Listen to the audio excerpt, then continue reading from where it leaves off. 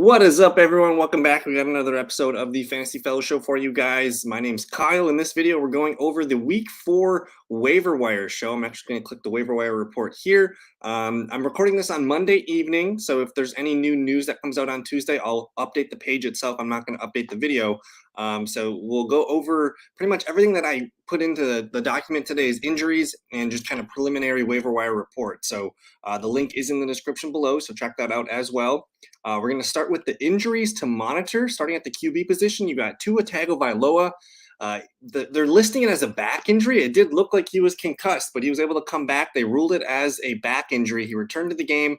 He's going to be questionable for Week 4 because they play on Thursday Night Football. So this is a big one to monitor. I think if you are depending on Tua for this game, you might want to have just a backup plan because we're not going to really know until Wednesday or Thursday. So if your waiver wire runs, you want to make sure you have a backup just in case there. Mac Jones, he suffered a high ankle sprain at the end of the Baltimore game. I have him listed as questionable for Week 4. I think he's more doubtful than questionable. Typically, a high ankle sprain it takes 2 to 4 to 5 weeks to heal. It really depends on the position and the player. Because this is Mac Jones, a pocket passer, he can return in a week or two, but we'll see. I'm expecting him not to play. Right now, they're going to be going to Green Bay this week on the road. Tough matchup here, so we're not relying on Mac Jones, but we might have some pieces of that offense that you're interested in. So we'll see. It might be Brian Hoyer week. You have Zach Wilson expected to return this week. Joe Flacco was just not sharp in Week 3 there against the Bengals here. So Zach Wilson expected to return. I think in Superflex leagues, he's worth a shot. You got David Montgomery. He has a high ankle sprain as well. He's questionable for Week 4. I'm going to say he's more doubtful for Week 4 here. So we'll talk about Khalil Herbert later. Dalvin Cook, he's got a shoulder injury. I think it's the same shoulder that he's hurt in the previous season. He's questionable for Week 4. They're saying that he can play with a harness on, so we'll watch for that. We'll also talk about Alexander Mattison in a bit. DeAndre Swift, he's got a shoulder sprain. I'm going to update this to out for Week 4. It sounds like he's going to miss Week 4, Week 5, and then he's got a bye Week 6. So they're potentially thinking that he's going to be back for Week 7. So no DeAndre Swift. We'll talk about Jamal Williams in a bit. Brian Robinson with the knee injury. It's been good seeing some of the videos of him, pregame warmups and things like that. He's got a potential return for Week 5. So maybe the last chance to get him, stash him on your team in your IR spot for another week or so. Michael Thomas, questionable with a foot injury. There's no news details on this. He's going to be questionable for Week 4. Jarvis Landry, same thing, questionable for Week 4. The Saints do play in London this week here, so we'll get injury information on those games pretty early. Julio Jones, PCL sprain. He's questionable for Week 4. It sounds like he's more probable, so I might update that. Chris Godwin still a little bit doubtful with that hamstring. Keenan Allen still questionable, but more probably towards probable this week here. Jacoby Myers, he missed last week with a knee injury. He's questionable for Week 4, which would be huge. I mean, huge. No Mac Jones, maybe no Jacoby Myers. We'll see. Christian Watson, he missed Week 3. He's going to be questionable for Week 4 with a hammy. And then Dalton Schultz, he got ruled out for tonight's Monday Night Football game. Questionable for Week 4. I'm going to lean towards him playing in Week 4. So those are all the injuries to monitor. Again, I'll add more to this. If you're looking at this on Tuesday, I'll update that on the website for you guys. But let's go ahead and get into the quarterbacks.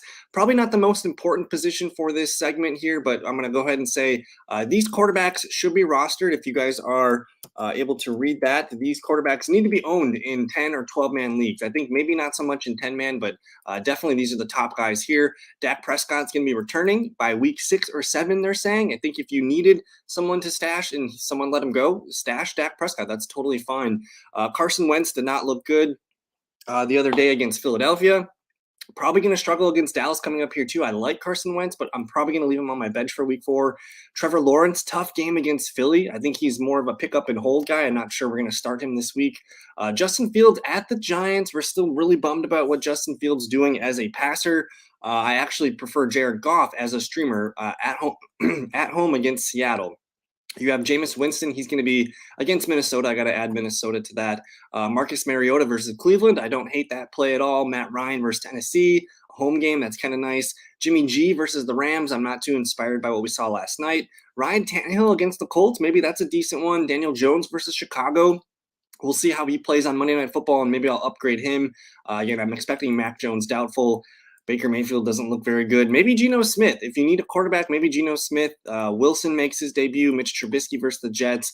Just not really trusting any of these guys. I think if you had to start someone, I'm probably looking at Goff, maybe Matt Ryan, maybe Daniel Jones, depending on how he looks tonight. But we'll move on here. I just want to mention stash these QBs if you're in a super flex league, whether it's Deshaun Watson, Kenny Pickett, Malik Willis, Desmond Ritter, Drew Lock, Andy Dalton, Teddy Bridgewater. It really depends on the depth of your league and your benches and whatnot. But let's move on to the running back position. Not as much juice on here, because I'm assuming if you're in more savvier leagues, these guys are probably well owned. The number one guy on the list is going to be Jamal Williams. He's 44.3% rostered on ESPN. Again, DeAndre Swift's probably not going to play week 4 or 5. By week 6, Swift will be back week 7. So you're looking at a potentially 2-week Jamal Williams low-end RB1, RB2 status for you. The other guy that I'm monitoring here is Khalil Herbert. He's only 25% rostered. There's probably a good chance that he's out there. Again, Monty with the high ankle sprain, you're looking at probably 2 or 3 weeks maybe of our potential RB2 from Khalil Herbert. So these guys are the top 2 ads at the position. I did not bold Alexander Madison because I think Cook's going to play through it. But if Madison's lingering out there, he's worth a hold. I don't know if we're going to start Madison while Cook is still playing, but if this injury comes back to surface again, maybe Madison can be in our rosters in the future. So he's definitely a stash play. Nyheim Hines needs to be owned in PPR. Raheem Mostert, I think we're going to hold on to him for another week. Kenneth Walker, he looked good, but still not getting value touches. James Cook actually looked pretty good as a receiving back in this week against the Dolphins. So I think he's an interesting stash play. McKissick, only 43.6. He needs to be rostered in PPR leagues. We talked about Madison, talked about Brian Robinson, stashing him for his return. Rex Burkhead, 30.8% rostered. Just in PPR leagues, I think he's worth something on your bench because we're going to have bye weeks coming up soon. You might need to whip him out. I don't hate that call there. Jerick McKinnon, I'd rather own McKinnon than Burkhead, though, because he's looking pretty good in the Chiefs' backfield. He didn't play great week 3.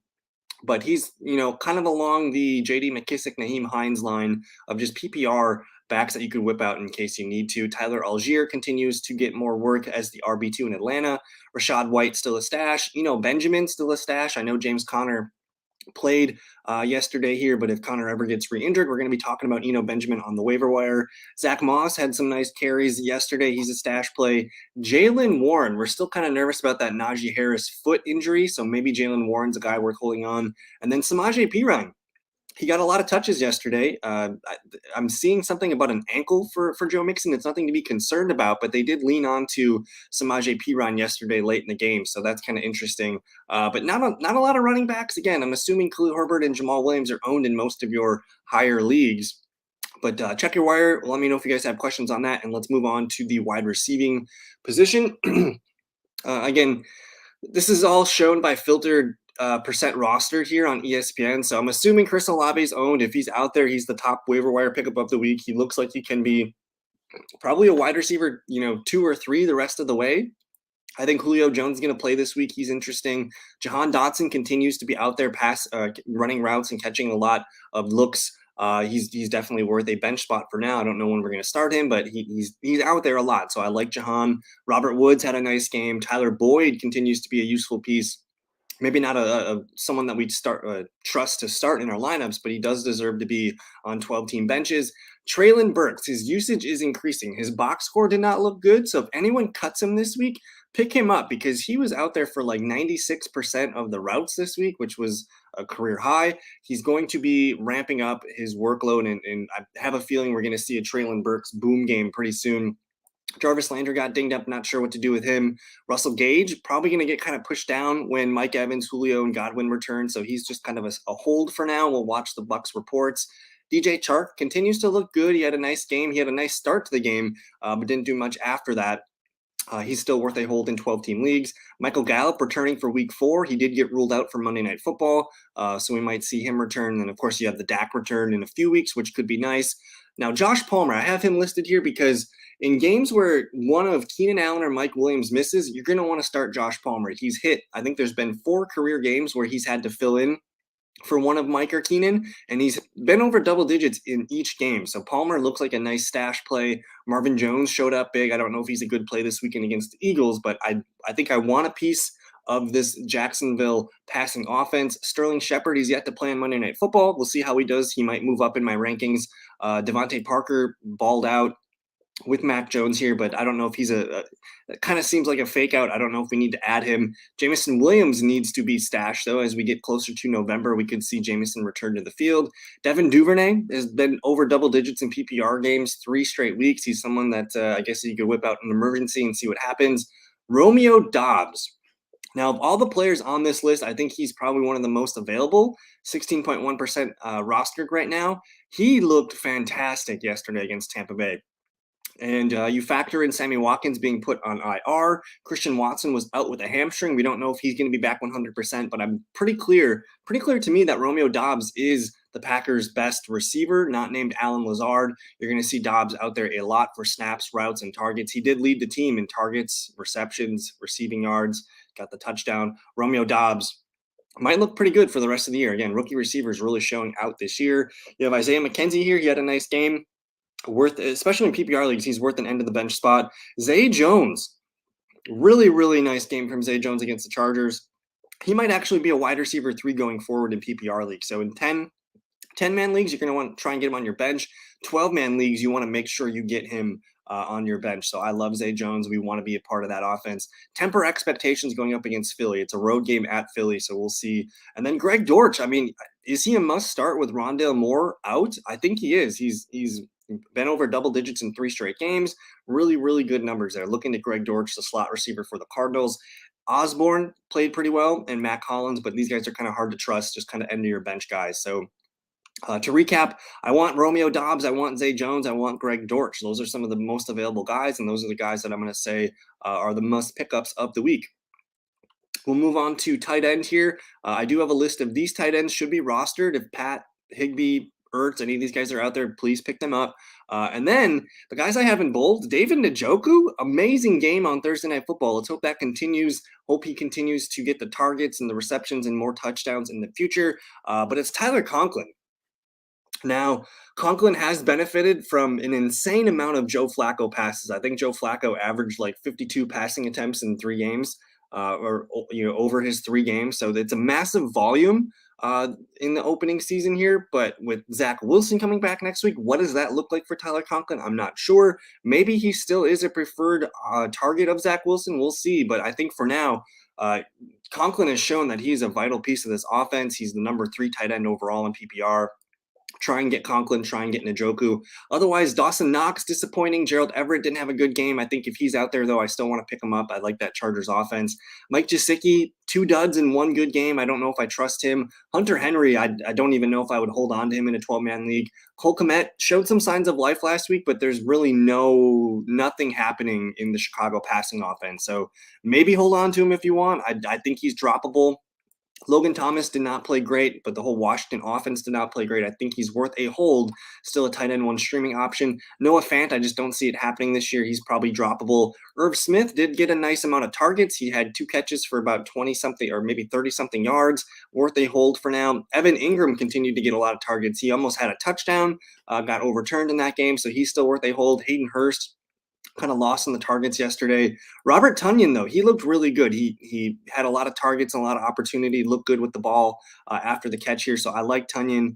And I mean, if I'm being honest, Jonnu Smith has looked better than Hunter Henry this year. So those are the tight ends. Not a fun place to be. Get Njoku, get Conklin.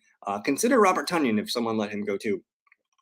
And then we'll finish up here with our defenses. Again, this is filtered by percent rostered over here on ESPN. You have the Saints versus the Vikings. I have them listed at 84%. I'm assuming they're rostered. Same with the Cowboys. They're a great play, but if they're available, they're going to get pressure on Carson Wentz. The Packers, they're like 11-point favorites at home against the Mac Jones-less Patriots, about 78.6% rostered. The Steelers hosting the Jets. The Chargers, I know they screwed up bad against the Jags last week, but I'm going to go back to them at home they're at the Texans, I believe. So I want to lean into that game. Rams versus the Niners. 49ers, the offense did not look very good. They also lost Trent Williams for a few weeks with a high ankle sprain. I think the Rams can hold the fort down. Maybe the Browns versus the Falcons. Maybe the Colts versus the Titans. I do like the Eagles versus the Jags. And then some defenses down here. Maybe Tampa Bay struggles a little bit. They're not really scoring a lot of points right now. But maybe the Giants or the Bears might be a team to own as well. So we'll get a better opinion on the Bears. If you guys do have defense questions, let me know. I'm going to update this article again throughout the day tomorrow once I get some more info. So that's going to do it. I tried to make this as quick as possible and just cover all the angles here. Please let me know if you guys have any questions.